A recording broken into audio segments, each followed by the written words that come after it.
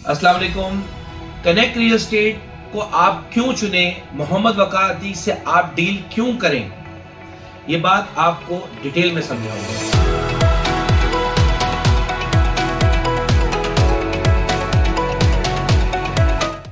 हम इस फील्ड में हादसाती तौर पे आए। इससे पहले हम एज अ बिल्डर नॉर्थ नाबाद में काम करते रहे, मेरे वाले साहब, और फिर उसके बाद जब एमक्यूएम का जमाना आया तो उसके बाद हमें डीएचए शिफ्ट होना पड़ा। फिर जब यहाँ आप हम आए एज ए इन्वेस्टर काम करते रहे, हमारे लिए ये नई मार्केट थी, तो हमें जिन चीज़ों को फेस करना पड़ा, तो उसके बाद 2016 की जब मार्केट में स्लम्प आया, बेडोगाची और डीएचई की मार्केट में जब 2-3 करोड़ में मार्केट नीचे आ गई, तो हादसाती तौर पे हमें इस फील्ड को चुनना पड़ा एज अ ब्रोकर बगैर इन्वेस्टमेंट के।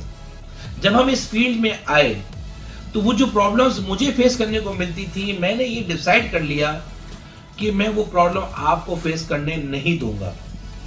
फिर उसको मैंने रेक्टिफाई किया।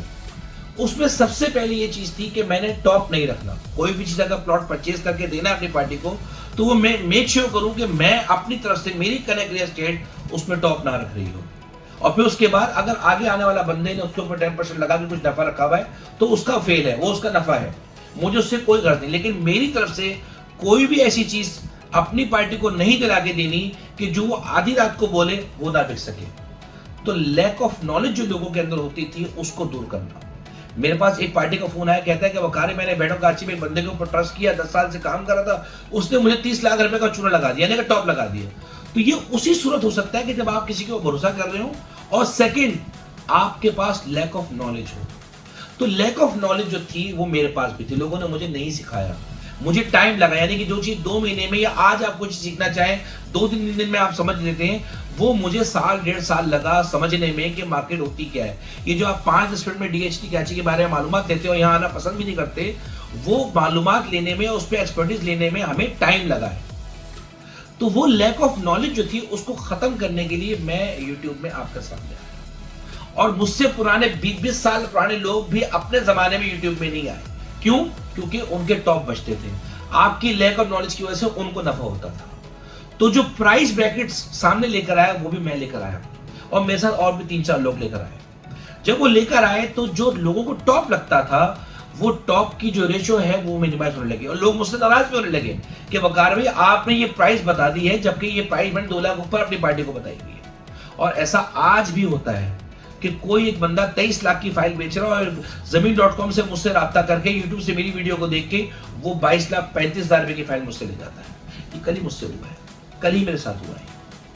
तो ये वो चीजें हैं कि जिसपे मैं मेक श्योर करता हूं अपनी पार्टी को कि वो चीज लेके दूंगा कि जो आधी रात को बिक जाए, वो चीज लेके दूंगा कि जो जिसमें मेरी तरफ से कोई टॉप ना हो।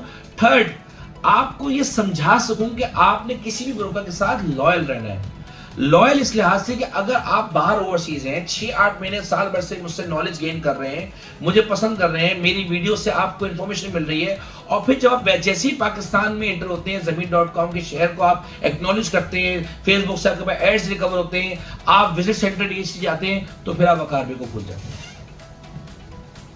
ये काम आपने नहीं करना। आपने हमें चुनना है, हमें चूज करना है, इसलिए कि नॉलेज हम आपके सामने लेकर आए हैं।